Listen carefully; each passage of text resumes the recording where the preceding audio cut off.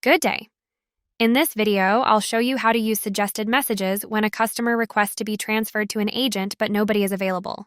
These prompts act as guides for both you and your visitors, ensuring smooth communication and effective problem solving. First, go to AI settings and scroll down to the data source. Let's use a shortcut to add a suggested message. In the Shortcuts section, enable this button and then click Edit. Click on Add a Shortcut and let's put Speak to a Human in the shortcut name. And in the message, let's enter Transferring You Now. Now let's add a suggested message saying, Nobody has joined the chat. For this button to work, we need to create another shortcut with the question Nobody has joined.